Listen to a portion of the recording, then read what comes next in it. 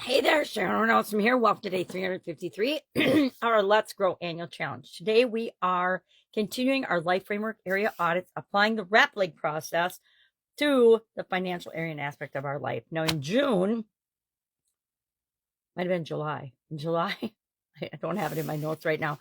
We talked about financial growth. We focused the entire month on different financial growth topics, different exercises. We applied the SOAP framework to our biggest challenge. We created a goal using the growing process that we created in January to help us to create what it is that we want in our life with respect to financial health and well-being. We even defined financial wealth and well-being.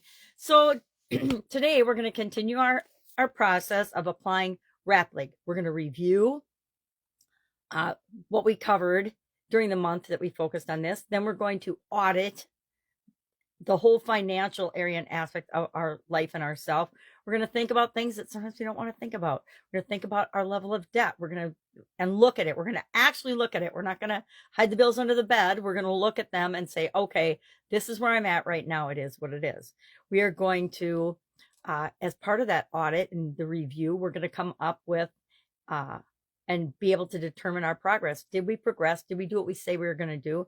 And I already know for a personal fact that I did not do a couple of the financial things that I said I was going to do. And of course, I have excuses and reasons for that, but I have to really be honest and ask myself, I haven't done this yet. Obviously, here's my blank page or my page with my framework on it. I have to ask myself, are my excuses and reasons valid enough for not having done what I told myself I was going to do? And a lot of times they're not, which becomes one of my lessons learned, which is the L in the leg part of our RAPLIG. And we're going to look at lessons learned. Lessons learned are one of my most important things is that I keep my word to myself and I am consistent. And so, like I said, I already know without looking that were a couple things that I said I would do financially this year that I did not do. And I purposely didn't do them, but I'm still kind of kicking myself because I probably could have found a way around and made it happen anyway. I stands for impact in other areas of our life, other areas of our business, other things outside of just financial. And financial, like all the other areas of the life framework, absolutely positively impact every other area. If I'm struggling financially, I'm probably not taking physical, mental, or emotional care of myself well enough. And it's kind of a catch-22.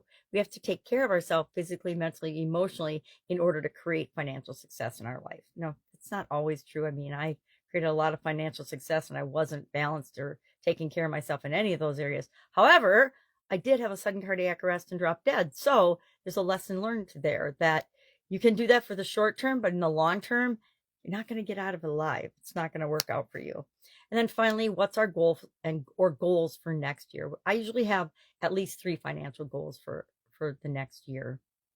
It's one of the areas I let myself have 3 in. Why do I cut it off at 3? Because there's 9 areas in the life framework. And if I let myself have 3 goals in each of those areas, some of them are going to slip and I'm not going to probably, unless I can combine a bunch of them, accomplish them all in the given time frame.